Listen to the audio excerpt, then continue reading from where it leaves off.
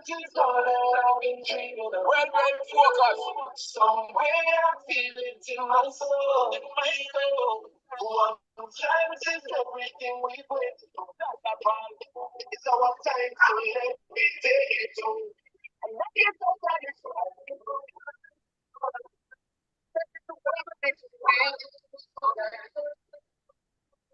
is where we are.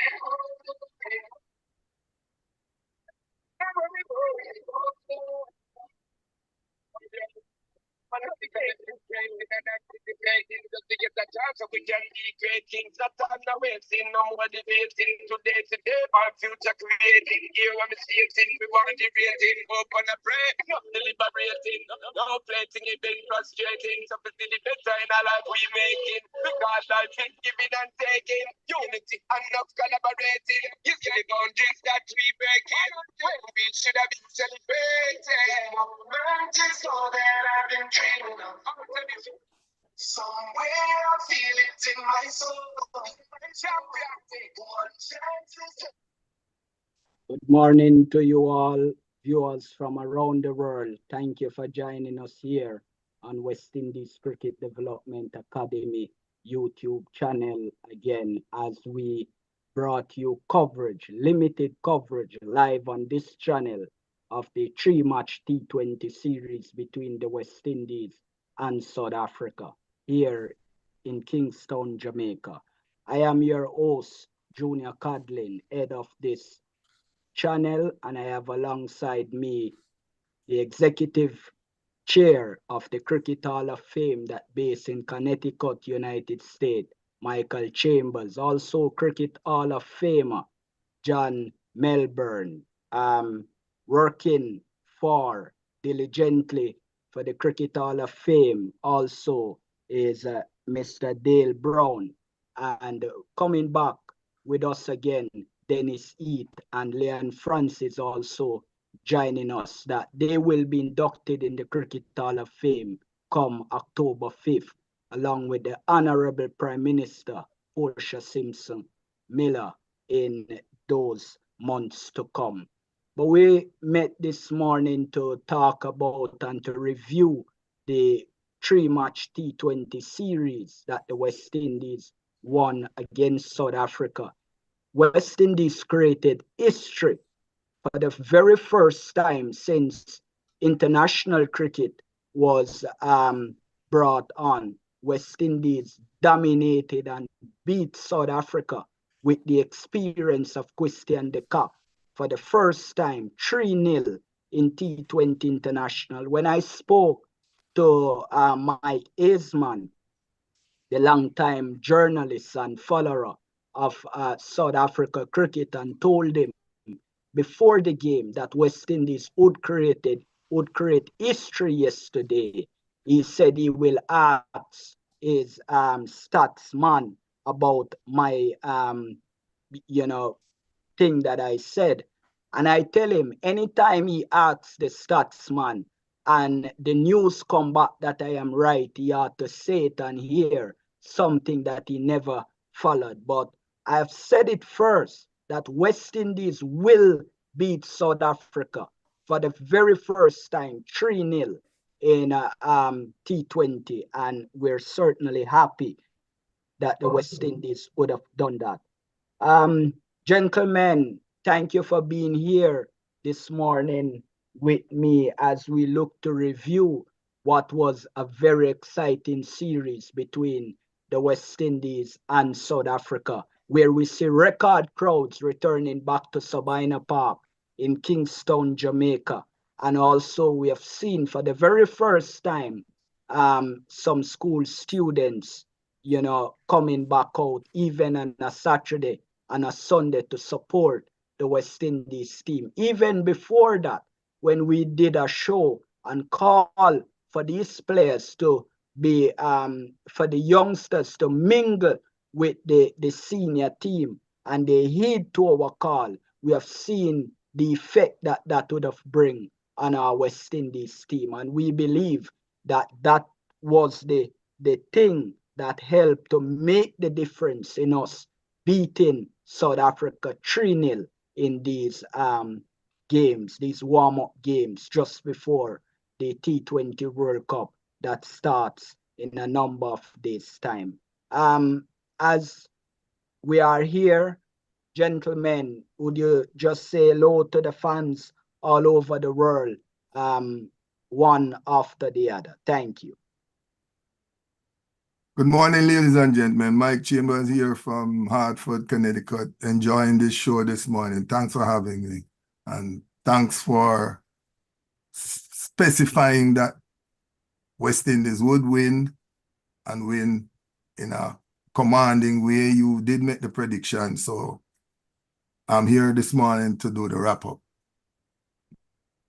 Good morning, ladies and gentlemen. This is John Melbourne, a Cricket Hall of Famer. Thank you so much, Mr. Codlin, for inviting me back again to participate in this roundup of the West Indies South Africa 3-game series. Certainly one I enjoyed immensely.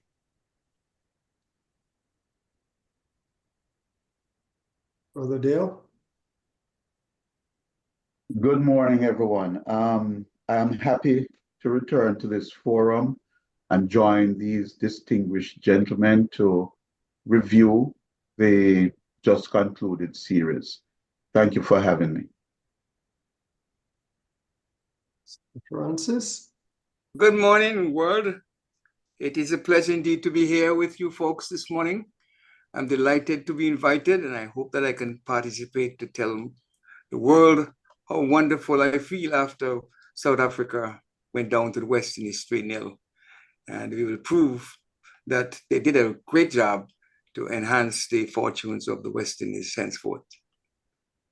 Good morning to all listeners and viewers, wherever you are in the world. I'm very delighted to be part of this forum again, once more to share with you and to hear the very sage words of my fellow panelists on this forum. Thank you all for being here. And this is Dennis Heath saying back to you, Mr. Codlin. Thank you so much. We have heard news as we seek to start of the replacement of Jason Holder that we dealt specifically with during our last show last week. Obey McCoy replacing him, the man from the tiny island of St. Vincent and the Grenadines. Also should be noted, it is the same island that the now president of the West Indies Cricket Board, Cricket West Indies, hail from. And we are not here to say that played a part in him getting the nudge, but it should be noted that he is from that island, and Obey McCoy replaced the injured Jason Holder in the West Indies T20 team for the World Cup. What we did not know about, and my good friend that I shared a very good harmony and relationship with the now lead selector, the legend Dr. Desmond Haynes, would have intentionally avoided me during these 3 matches against South Africa, because before this, we always sit in the Kingston cricket stands to have conversation, endless conversation. And I would have done an absolute great job in feeding him what was happening on the street as it regards to his chairmanship of the West Indies cricket team. And certainly, Mr. Haynes, you ought to give me a call to apologize for avoiding me these last 3 days here in Jamaica. But gentlemen, your thoughts, because we heard that Jason Holder is replaced because of an injury. But we know that a few days ago, he was in England performing above par. Now, a gentleman from Sportsmax, a host which will remain nameless, in the defense of the selectors, he said that he was in his bathroom and got injured within his bathroom. So injury doesn't take a lot of time to come, which I agree with. But don't you think the West Indies selection panel should have come out and say what was the injury of Jason Holder? And this is why we will replace him, because the medical panel wrote to us telling us that he will not recover from the injury during the World Cup. Not even in the latter stages of the World Cup, Jason Holder will not be available. Is something else going on within this West Indies team? What happened really? Can we independently verify that he's really injured? I'm having some problems, and these doubts arrive from the West Indies Cricket Board not giving a strong enough answer to our questions why Jason Holder is replaced. And they say injury, but what is that injury? Your thoughts? Well, let me jump first. Let me jump first because my one is coming from mind power theory. As you know, like I said, I am always going to be coming from the mind power part of the thing. And I will want to agree with you. The only person who could have been replaced on the squad to bring in a person from St. Vincent, and you correctly made the call. And listen now, this is all our opinion. So nobody cannot blame anybody for their opinion. You are thinking that because Dr. Shallow is from St. Vincent, right? And are there any other persons from St. Vincent playing on the team? This would be the only pick. Yes, no, there are other persons. No. Yes? No. Is there any other person on the team from St. Vincent? No. No, just the one. No. So it would, I am only going from a gut feeling, you know, sir. It would be only right that the president of St. Vincent would want to see a person from his country playing on the World Cup. And it would only enhance what will happen in the upcoming World Cup. And the only person that we made the call, Jason Holder, would be the only person that could be replaced, and there are other Barbadians on the team. So there's nothing wrong with making this gut call to bring McCoy to replace Holder. It's a good call, you know. So just going along with that. Well, interestingly, I didn't have Jason Holder in my team in the beginning. Yes. And yeah, also, there are three players that I've always liked, and they seem to get into the West Indies team irregularly, which are Keith Sikati, Alec Athanas, and Obed McCoy. Obed McCoy, we should remember, was part of the under-19 squad a couple of years ago. And I always felt he was a pretty good left-handed fast bowler, only that his progress over the years has been slowed by injuries. He seemed to get injured constantly, and so his development has slowed a little bit. Yes, it's not unusual that West Indies Cricket Board have not identified the injury that has removed Jason Holder from the squad. But, you know, I think giving Obed McCoy a chance, and I'm not sure which other player would have come in for Jason Holder at this time, but I think Obed McCoy is a good choice to be brought into the squad. I agree with Brother John that Jason Holder was on my team. I believe that he would have done well in England. And against England, Jason has always put up his hand. They classify his injury as unspecified. And there's no, I can't go read between the lines and say that it's as a result of the President Bean from St. Vincent, he pulled a string for him. He was always one that the fans felt should have been included in the original 15. But he didn't get the nod, and an opportunity came, and I think rightfully so, he was included. I have no problems at all with it.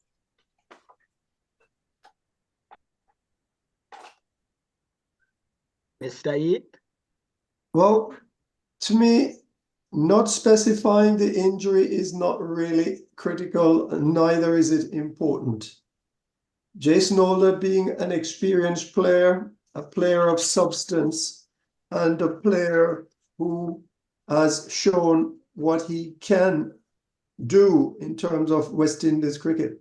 But when we look at the final World Cup squad by the West Indies, we can see that Jason Holder is not one that's likely to be missed, because the current team as it stands, without Jason Holder, is the same team that performed so admirably over the last 3 days.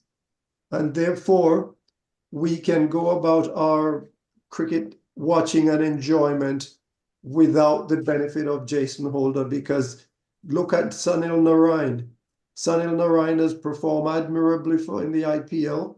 Many supporters and fans thought he should come back and play for the West Indies, but we have seen that the team that is now being put forward by the West Indies board is one that is a winning team, and they're certainly continuing the tradition. So I think we can get by without Jason Holder. Mr. Dale, do you share that we should have been notified of the injury of Holder? And because we know this is not a like-for-like replacement in drafting McCoy in, because Jason Holder is an all-rounder and a batter, bowler, and that does more with the ball. But he just came off an 100 in England, which I know you follow the county championship closely.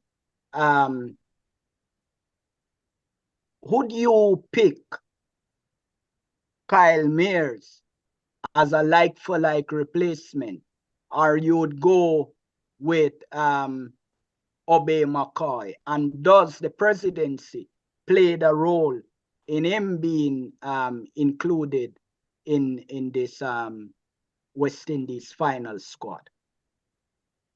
Okay. Thank you, Brother Codlin. On our last program, I mentioned that there were 2 players who were on the verge or should have been perhaps in the squad, for whom did not specify. Those 2 players were Kyle Mayers, and Obed McCoy. Mayers is a good all-rounder, more so even he can bat high in the order. McCoy, a pure bowler. It is somewhat unusual to find not a like-for-like replacement being named. As a bowler in of itself, McCoy is a very good bowler, and I think he should have been in the squad originally.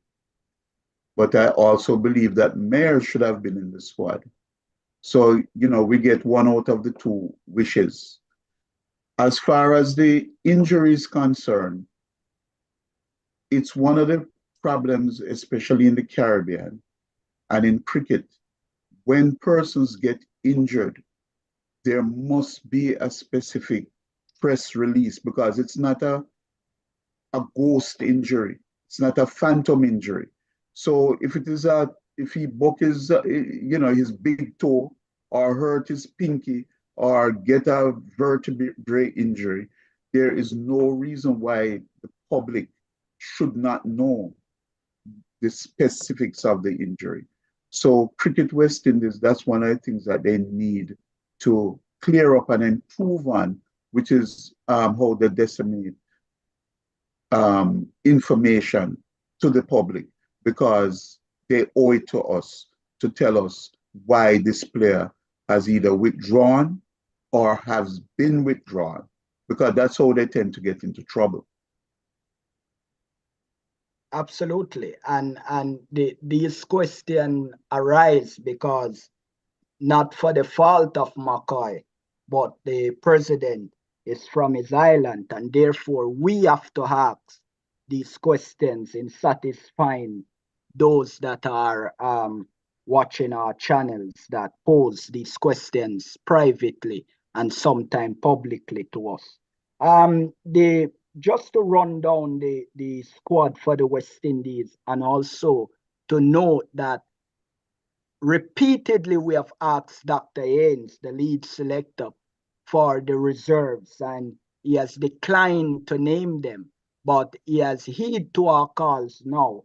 But before the reserve, we will give the squad. Rodman Powell, the captain, the returning captain, that is now will travel with the team later this morning to Trinidad and Tobago because he's here in Jamaica now.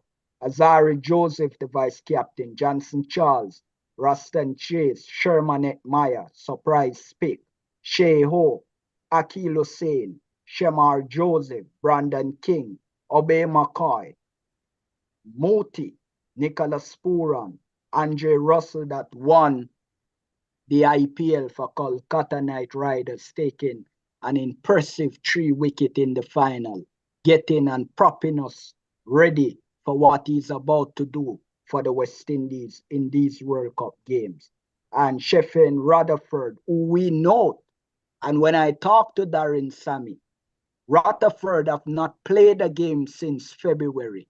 And therefore, the question is, will he be ready for these World Cup games? He must play on Sunday against Australia to be able to have some game time going into that World Cup. And Romario Shepherd that played the game on Saturday but sat out yesterday. For the very first time, Dr. Haynes' name is reserved. Kyle Mayers, Matthew Ford, Fabian Allen, Aiden Walsh Jr., and Andre Fletcher. No place for Alec Atenes in the reserve, despite him playing yesterday and holding his own. We have teared into, and Mr. Brown, I'll ask you to take this first. We have teared into Ruston Chase during our last show, and he had answered. He had answered and answered with his bat on Saturday and the ball as well. Are you now pleased and satisfied? And I'll play a clip from the captain, not from the captain, but from the coach a little later in this show, which he tell us indirectly that Ruston Chase has now gotten the edge over Shea Hope as it regards to the final 11 for the first game in the World Cup. Is this justified now? Well, I'm extremely happy for Ruston Chase. It was a very good knock, an excellent inning, and it was his first ever T20 half century. And so it would almost be inappropriate to say anything less than what we are saying. 67 runs off 38 balls. He came in at with the score 54 for 2. And the outline from the lead selector, Mr. Honorable Besmanians, he marshaled the innings from there, and that is what you would want to see him do. And so those who are backing him would feel extremely happy for that. And the detractors would have to say, let us bow and take our hats off to him. Because if he didn't perform, we would have said what we are going to say. And if he performs, people just need to applaud and say, well done.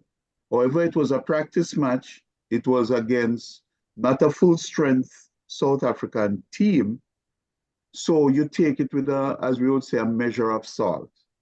But overall, I have to give him more than passing grades because of the manner in which he made his runs. And then when he opened the bowling, he got rid of one of the batters that was giving us problems, Hendricks. So, you know, kudos to him. And I'm pleased for him, you know, being included there. If it's a choice between him and Hope, I think it's too early to tell at this time. Thanks. Mr. Heath, one of the praisers of Ruston Chase. Take this one.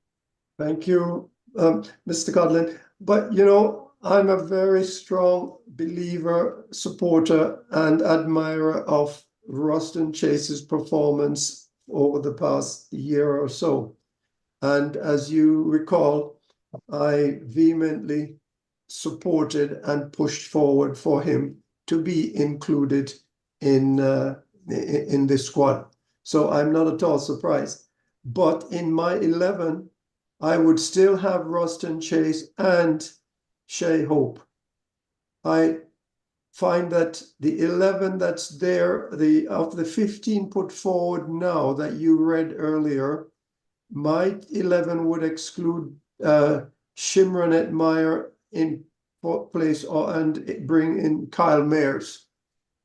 And also Obed McCoy, although he's been included in the 15, I honestly do not see him being in the first 3 matches that will be played, because you have Alzari Joseph, we have Shamar Joseph, we have Russell, that's 3. We also have Chase, we have Moti, 5. We have other bowlers who can perform. So very likely, I doubt if McCoy will get a look in the very first 2 match of the series. They may play him in one of the warm-up match just to see if he can live up to his performances in this South African series. But honestly, I do not see him getting in there. And we must be very mindful when we speak of players, we speak of cricket and forget about the insularity and forget about the island situation. We are looking at performance, and performance is what should drive a player into the side, not which island he is from. Absolutely. Mr. Chambers, bearing that we took a shot and took it for the right reasons on Ruston Chase, what went into his, did we, because when we do it publicly.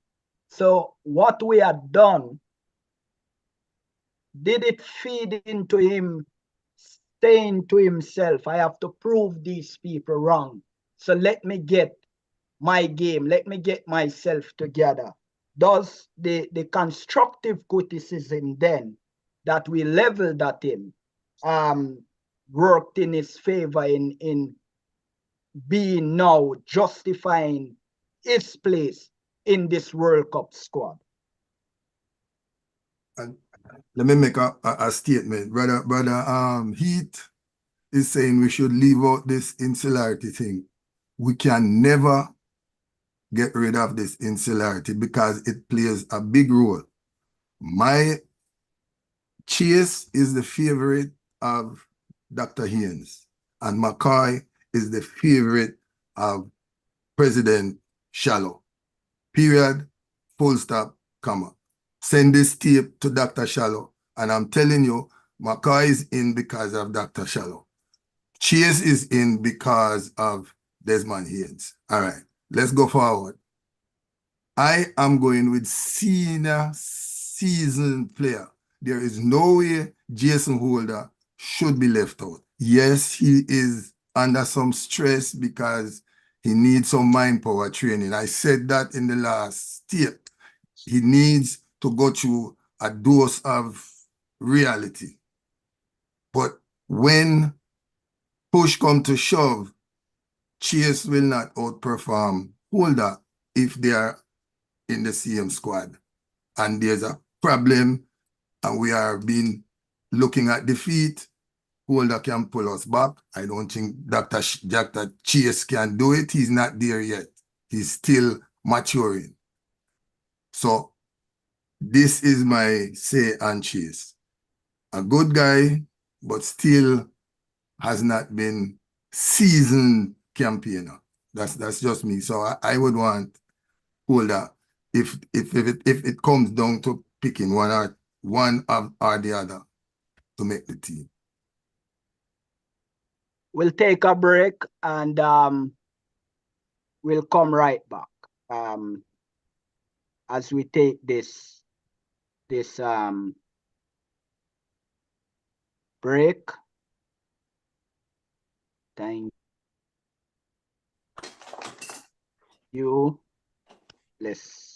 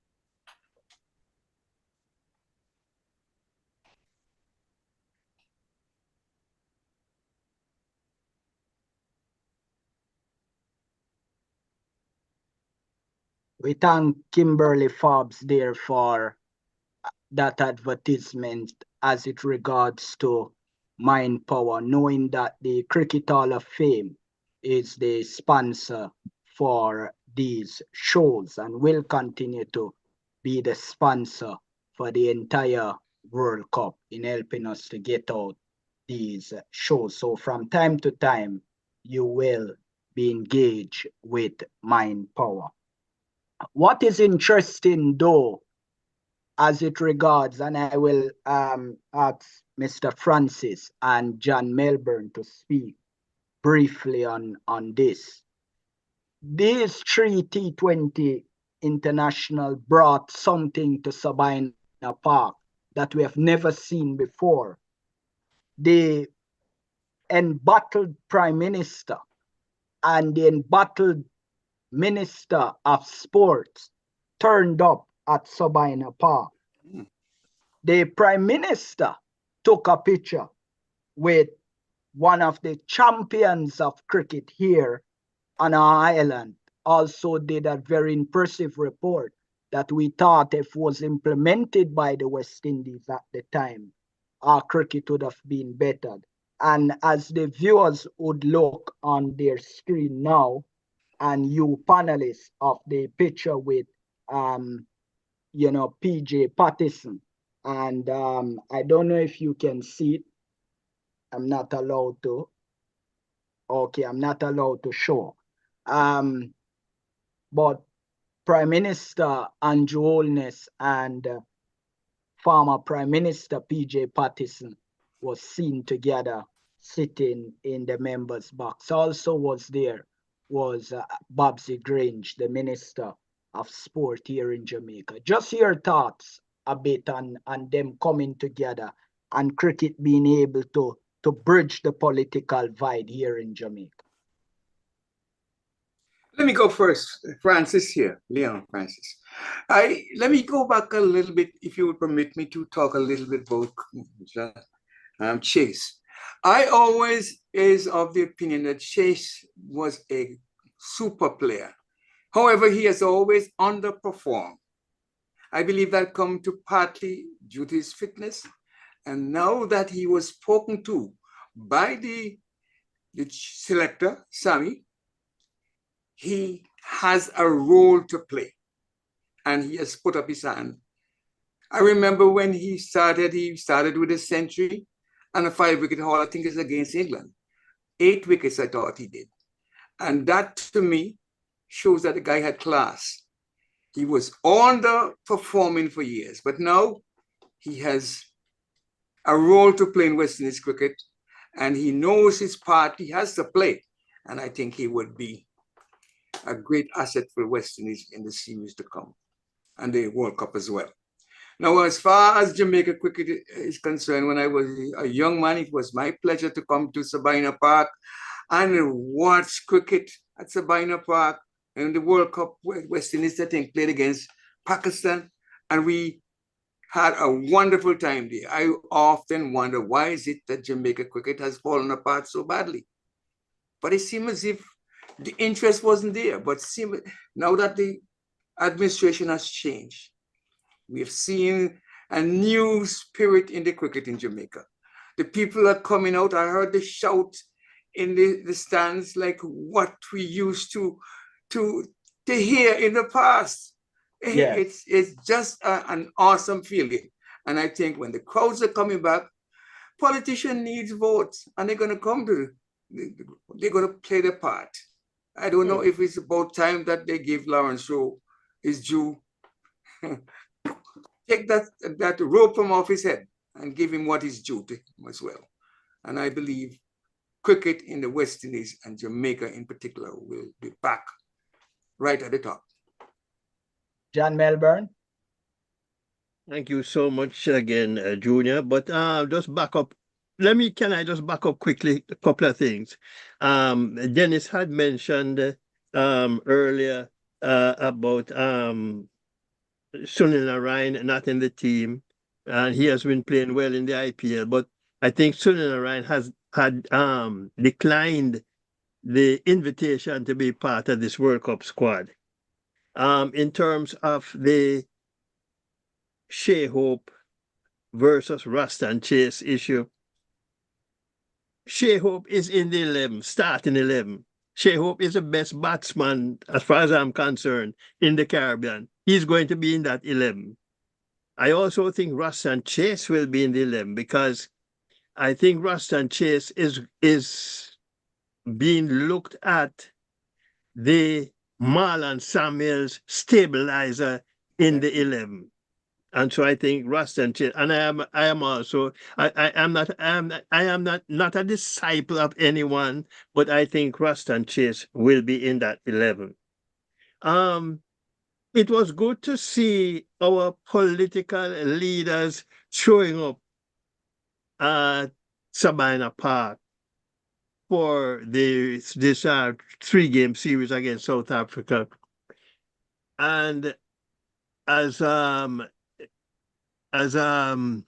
Leon mentioned, politicians look votes. And so, yes, they're going to show up at Sabina Park because a lot of Jamaicans are not happy that we did not bid to have one of the games or a couple of games at Sabina Park for the World Cup.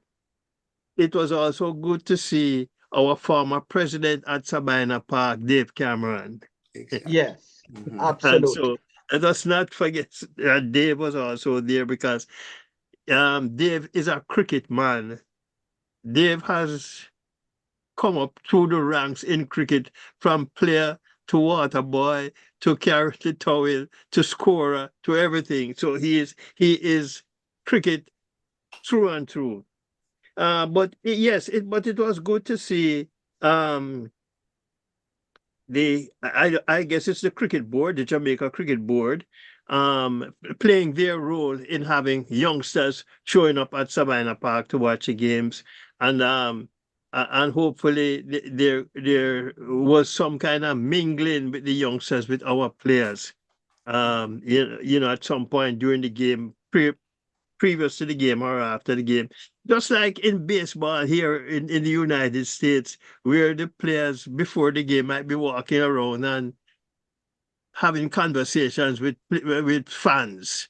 It's it's all it's always a great thing to be able to say, well, I spoke to so and so at the stadium, It's but it was good to see the stands being not just a man with a bicycle, as I saw during the 4-day tournament, West Indies 4-day tournament at Sabina Yeah, Park. So it was good to see um fans in the stands. absolutely, absolutely. When we look, and I and fellow journalists, when we were in the press box yesterday, we talked about the missed opportunity when we saw the prime minister and his delegation were there. Um, the polls are showing that the opposition will win the next elections that become due here in Jamaica um, in 16 months' time. Um, do you think it's a miss that the opposition leader and his delegation was not prepared to be there, but was rather on the campaign trail um, for these 3 games? Do you read into that much, despite them making a lot of noise when we did not bid for the World Cup, but having an opportunity now to demonstrate that cricket is there to the public here in Jamaica, them not showing up? How much of a volume does that speaks to you all panelists? Because it must have meant something to put aside something for something that is dear to the people. And because what has happened is that cricket is here now, but tomorrow it won't be. But the people that you're trying to get to will be here always. Go ahead. I think they have missed an opportunity. Politics is politics, and politicians feed off crowds. And if they did not showing up at least even for one game at this 3-game series, and doing what politicians do, shaking hands and mingling with the crowd, you miss that opportunity, especially coming off the situation where we did not bid for one of the World Cup games. It's an opportunity for them to say, well, you see what you have missed, Yeah, you know, yeah. and rub it in the face of the opposition of The government. um, the government. But I think they missed an opportunity. Absolutely. On that note, we will now, when the first innings came yesterday and we were about to go in, the West Indies openers were running back to the dressing room. I said to Johnson Charles, I need a big one from you today. And he nodded his head. And we have seen the innings that he played yesterday. I and fellow journalists met up with him after the game. I also specifically asked him about the captaincy of Brandon King, which I will ask you to comment on first, Mike Chambers, and then the others will follow thereafter. But before you comment, let's listen to what Johnson Charles had to say about his batting yesterday. John, little bit of a stutter to start the series. This innings, what was your plan coming into this innings, given the total that you had to chase? The plan was just to implement the basics. Like you said, the first two games I didn't get it. I didn't get up. Was trying to implement what we had done in the camp leading up to the series, but it didn't come up. But it's all about sticking to the basics, and I did that. And in terms of the overall performance in the series, 3-0 to win. This is not the main course. I guess the World Cup is a big plan. What is it that you guys want to take from here into the World Cup? I think it's all about, like I said, implementing what we did in the training camp, and seeing that we don't have, we're still missing a couple of guys to make up the squad. It's promising signs to see that we beat South Africa 3-0. So by the time the other guys join us, I think that we'll have the full squad, and we're just looking to just continue from here. Yeah, Justin, in terms of continuing the aggression, because you set the pace very early, how do you continue that as we go around the Caribbean for the matches? I don't think it's anything about changing. It's about assessing conditions, because different countries have different conditions. So it's about assessing early and just keeping the positive intent and play to the conditions. Jason Holder was ruled out overnight for the World Cup. How much of a blow is that for the team, given that he was a big part of the plans? It is what it is. That's beyond my control, and I think that it's beyond something that I can comment on. So it's what it is. Brandon King, first series as captain. Please rate this captain. Brandon is a cool guy, very good captain, cool, calm, and calculated. I think he's one for the future. And once he continues in that light, I think he's going to be a great captain. Mike Chambers. I watch Mr. Charles' first performance, second performance. And I was sort of doubtful as to whether he was going to show up at this game, the last game. I figure he was, for some strange reason, he had some personality problems going on in himself. And luckily for him, he came to himself on the last day. So he has redeemed himself. So I am now looking forward to him working with himself, nobody else, just himself. He has a problem with himself. This is me doing my mind power analysis. So you're saying that he doesn't have clarity in his mind? Does not know what he wants to be. And so until he finds out where he wants to go, what he wants to do, this World Cup will be over before he even wake up. So let me hope that his wake up call was Saturday or was Sunday. Going forward, he should perform.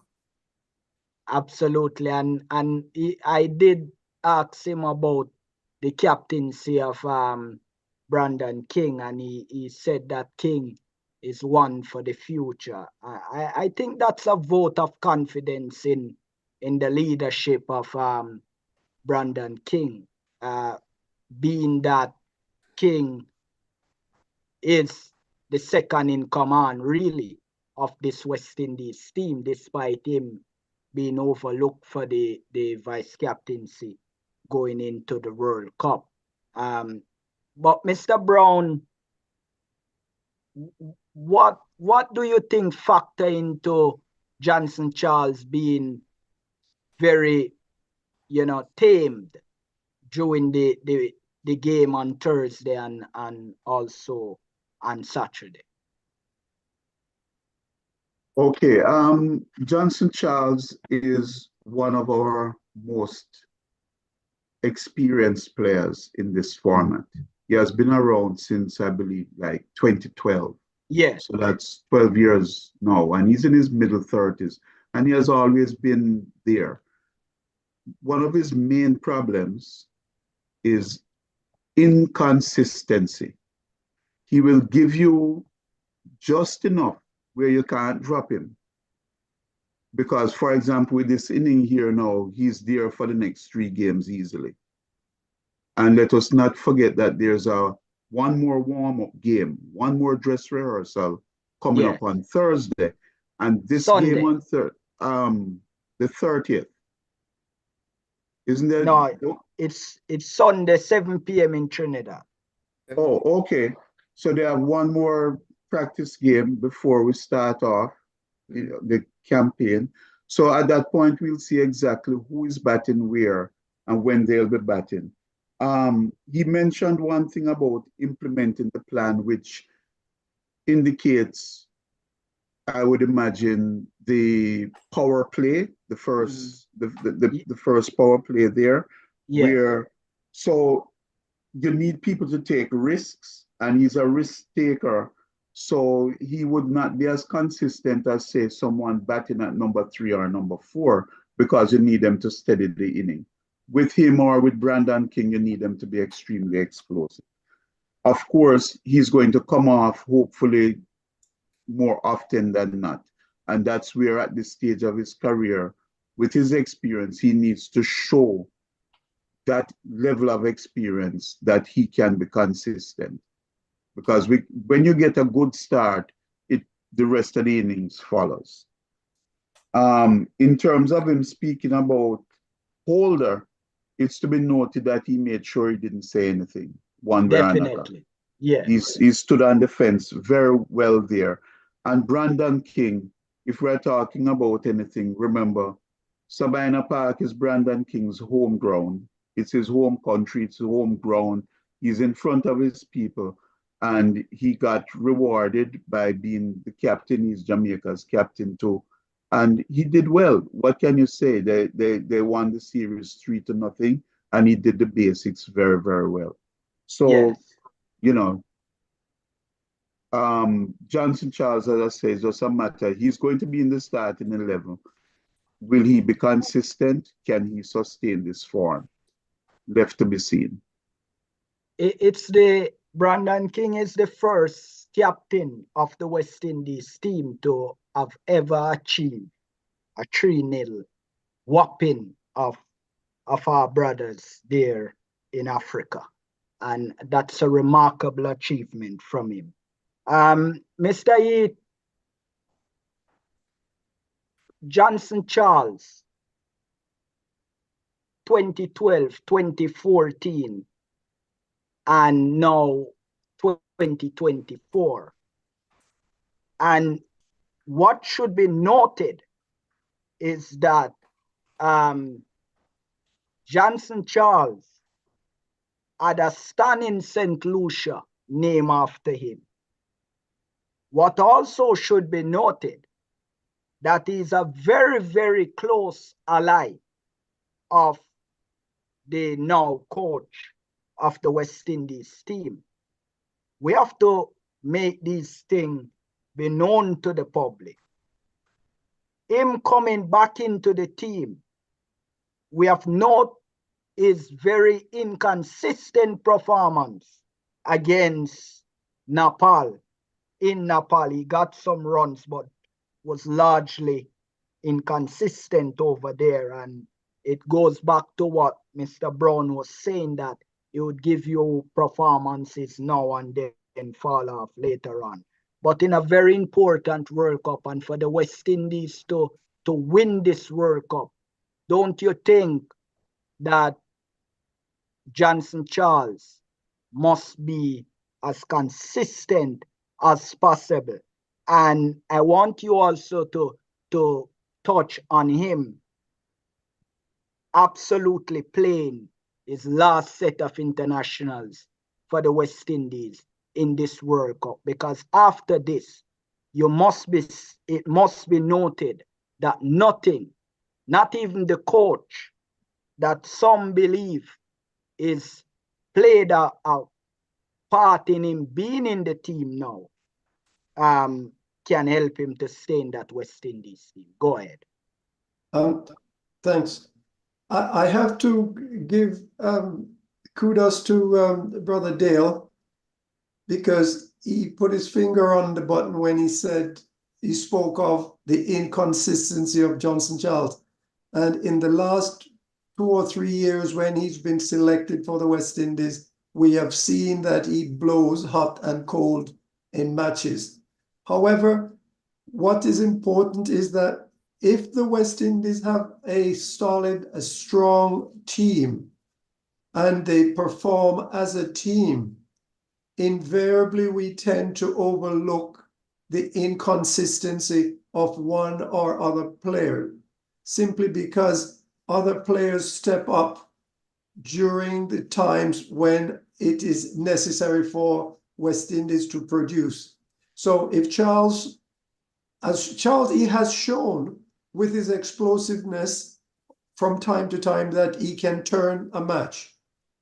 If he fails to do so, we won't hold it against him. We, meaning I doubt if the spectators will hold it against him, providing the other members of the team step up and put runs on the board, and ultimately we get a good performance from our bowlers, then we will see that his inconsistency will tend to be overlooked.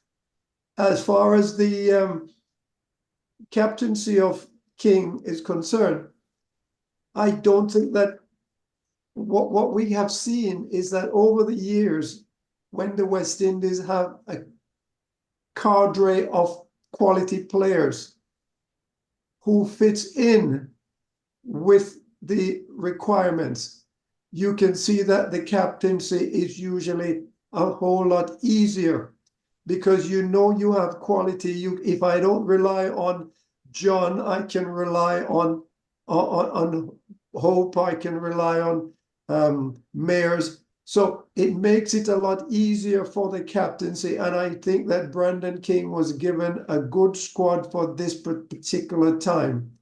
We will see if he can repeat this on another forum. However, looking at how the captaincy and the vice captaincy has been shifting around in the West Indies, it does make me wonder what game, if it's a game that is being played. We need to consistently name a captain who we will continue to support, or if we no longer support him, then we remove him. But stop putting captaincy responsibility on unseasoned players who do not yet have shown from their consistency the mettle that is required to be a leader.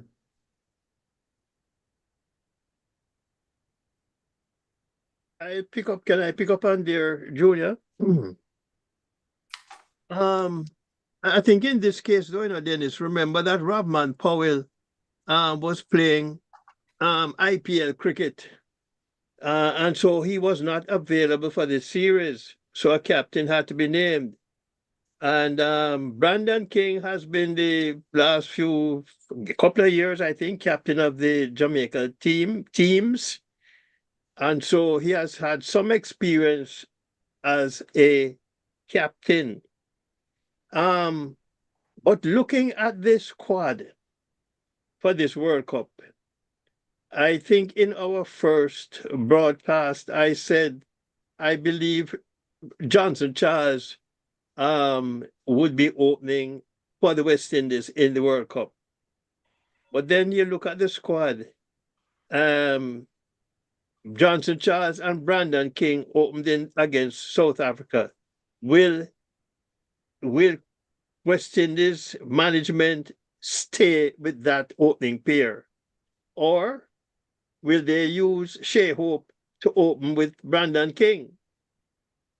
And if that happens, then Johnson Charles does not have a place in the team, because the other batsman is going to be probably Shimron Hetmyer coming into that 11. But I think it'll be interesting to see how the selectors, what 11 they start with. Because looking down the line, there are several all-rounder types in the squad. Yeah. Will they sacrifice a batsman for an all-rounder, or will they go with the proven batsmen at the top of the order, with the all-rounders coming in the middle and in the bottom of the order? So, it will be interesting, as I say, interesting to see if Johnson Charles is used as the opener in the World Cup. Because one of the things I look at in a series is where a batsman or a bowler make runs or take wickets. He didn't bat well in the first two games, but he has come up when the series is over, actually, with runs in the final game. And so, is it inconsistency or is it the inability to withstand early pressure? The game three, when you win the series, the pressure is off and you make runs. So, I suppose it comes back to what Mike talks about, the mind power and the mind power training. How do you manage a situation when pressure is on? Can you go through that period and survive to go on to perform well? So it could be interesting to see how they use, or if he'll be used in the World Cup, at least in the first couple of games. Can I come in now, Mr. Coughlin? Go ahead. Yeah. Francis. Yeah. With regards to Johnson Charles has a role to play. He's a pinch hitter. In that first 6 overs in the T20s, Johnson Charles is put there to give us a good start. Hope and the other guys coming out batting along with him will consolidate the innings. But Johnson Charles is the pinch hitter. That's his role. Sometimes he's going to fail. Sometimes he's going to come big. And I feel that he is making an effort to do just that. As far as the captaincy for is concerned, I feel that we have a good crop of players now putting themselves in a position to lead the West Indies side. And I sat with my brother there, the present captain. I saw him, and he is a modest player. And I said to him, you can do better than that. And he's leading the West Indies team and doing well. And I believe that he's one for the future, and he has done us well to bring home a three-match victory to whitewash the South Africans, no matter what team they put on the field. So we have to give them praise, stand behind them. West Indies aren't going to get a perfect situation. But the important thing is that we won, and once we won, we win. It means that we have done something well. South Africa didn't come here to lie down.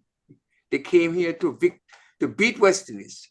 And a youngster, 21 years old, they pushed him aside, and he got about 3 wickets in both matches. I feel West Indies is doing well. Let us work with the team, work with the players, work with the management. I just don't see it's a matter of where you come from that you're being picked or who supports you being picked. Everybody has their player they like, I tell you. I'm sure you like a lot of players than I do. But the important thing is the result that matters. When it comes to the end, we win. Let us laud our players who win and hope that we can continue winning when the big time comes June the 2nd. That's my take.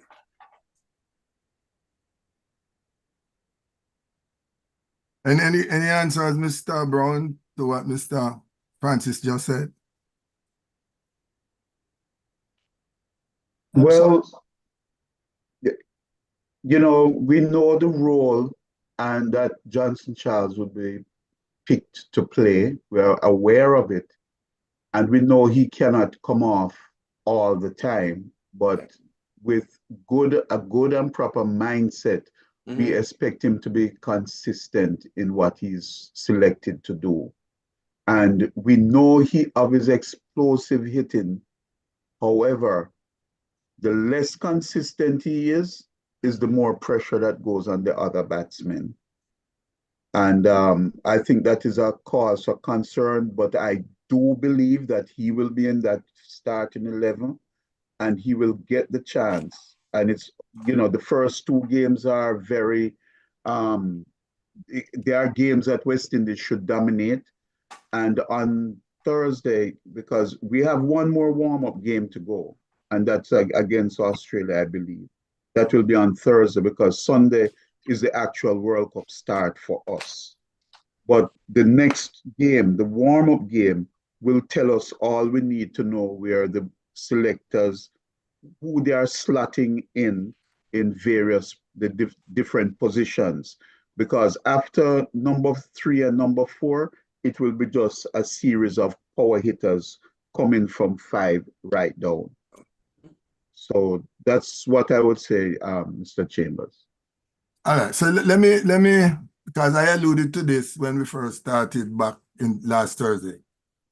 King is only going to be here till yesterday, so King is out. The new captain is going to be Powell. So regardless of how we're ranking King now as captain, it's not going to help the World Cup series coming up. So we should now change gears, change the automobile and go into the new one that we're going to be driving, which is the new team, which is the official team for the World Cup. The only thing is minus Jason Holder. So how are we looking now? Forget about the performance that South Africa was whooped in the 3 series. Going forward is not going to weigh heavily on West Indies going forward to the World Cup. Well, I mean, am I correct? Yeah, because it's 7 players coming in this exactly. World Cup. So how are we looking at it? Mr. Francis, you want to take the first shot? Yeah, we have to give credence to the guy's performance, because if in case we have a problem with our regular captain, you have somebody there to stand in. You may have Joseph, but that he too might be not able. But we have somebody in the making, and I believe when they call him back to Captain Jamaica, and when he was out of the shell in terms of not playing the 4-day competition, they had a role for him. West Indies had a role for him. He's putting up his hand. And I believe it's the right thing to do. And others are going to lead, because we don't want to have a situation where we don't have a leader. We don't have somebody who can motivate our players. No, but that's not what I'm saying, you know.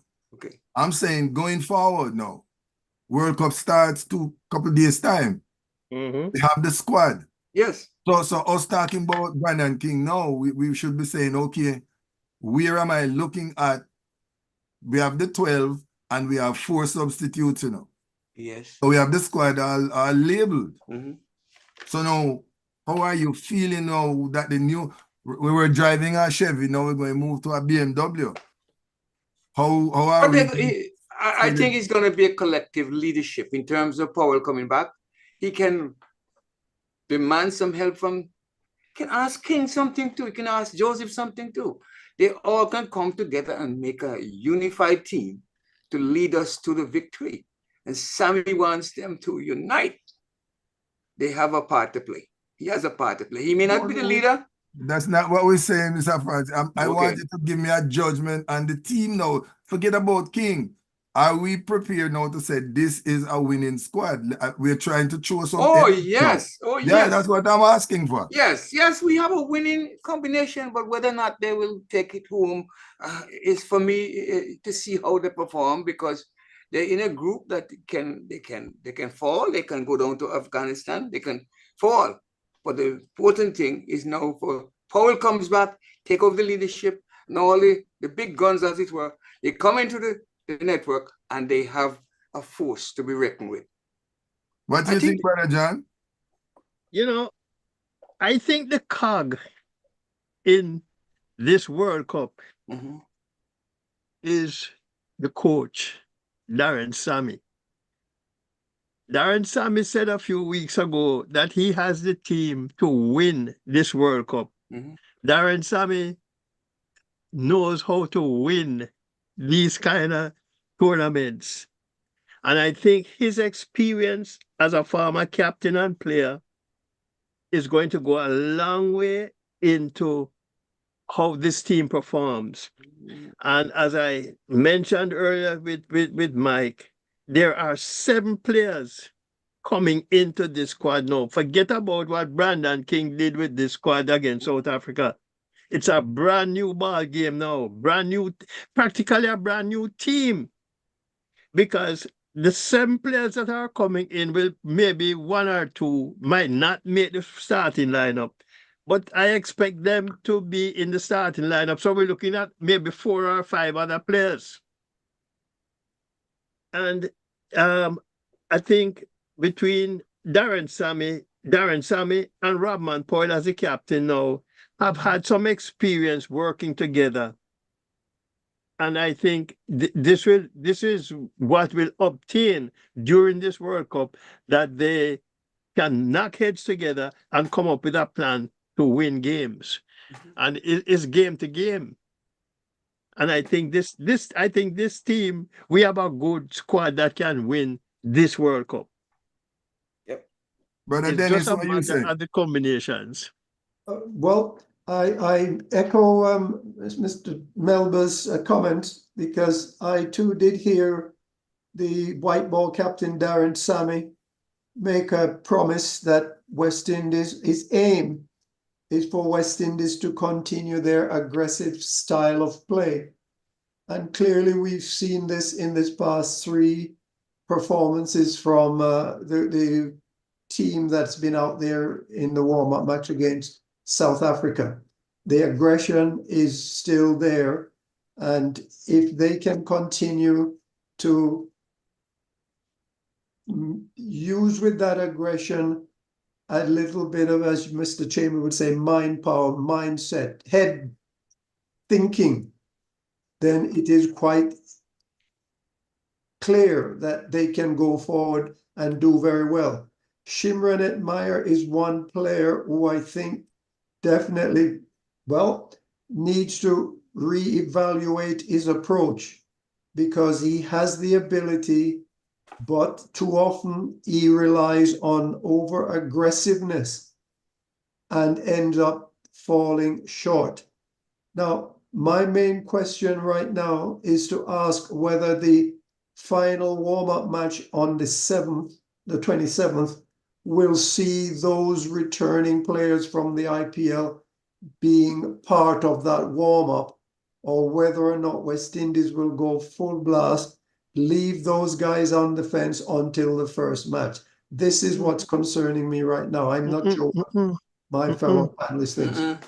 No, Dennis, I think you have to have who is going to play World Cup now playing that warm-up game. You have to have them in together. Right. I'm not disputing that. My question is whether or not this will be the approach. I accept that it probably is the correct approach, but I'm wondering if that's the approach that will be taken. It has to be. All right, brother, let me give Brother Dale a shot, because we only have 5 minutes to go. No, the game on Thursday will give us clear indication of the starting 11 for next Sunday. We play Australia at Queen's Park Oval on Thursday, and I expect a full-fledged West Indies team, barring somebody arriving late, being ill, or getting injured. It will be the absolute dress rehearsal for the World Cup team. And in terms of, we know we're moving forward with the captaincy, but Robman Powell has experienced captains and former captains in that squad with him, mainly Pooran, Shea Hope, and the experienced players like the Andre Russells, etc., etc. And last but not least, the manager, our most successful captain in the format, Darren Sammy. So as far as getting leadership, no problems at all. But Thursday, we will see who the role players are, who is going to bat at number 6 and number 7, because once Powell and Russell comes in, it's the power hitters like a Shepherd and a Rutherford, and of course Pooran, let us not forget him, because he will bat in the top, in the top. and he has to bat in the top. Oh, The question for me is who is going to be at number 3, because Mayer's batted at number 3 and played well, but we know he's not going to be in the squad. So who is it that they are going to slot in at the number 3 spot? That's the big question. Hope. Okay, gentlemen, we have to call it a wrap. We are at the end of the program. Thank you all for coming on. We want to thank Cricket Hall of Fame for sponsoring. We want to thank our sponsors from India, Aries Sportswear, who've been doing a lot of work with West Indies Cricket Academy under Mr. Codlin's leadership. So we want to thank Mr. Leon Francis and Mr. Dennis Heath, newly nominated members for induction into the Hall of Fame. We want to thank the Chief Executive Secretary, Mr. Dale Brown of the Hall of Fame. We want to thank Mr. John Melbourne, Hall of Famer.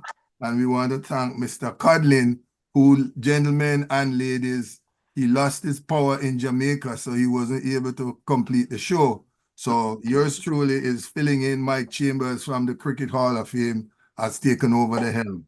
So once again, thank you all, ladies and gentlemen, and we hope, it is everybody's hope on this platform, that West Indies will win the T20 series. And even though I'm not a convert, but I will have to go with the prediction that West Indies will win the World Cup this year. We're going along. We're going along with the flow. You know? So once again, ladies and gentlemen, just round the hoop. Mr. Brown, who is going to win? We have to expect the West Indies, sir. Mr. Melbourne? I can't go without West Indies, you know, Mike. All right. Mr. Heath? Well, I see strong competition from India. Who is going to win? Who is going to win? I'd like to see West Indies in the final. All right. Mr. Francis? West Indies all the way. All the way. Thank you all, ladies and gentlemen, and we will regroup some other day when Mr. Codlin, our leader, comes back.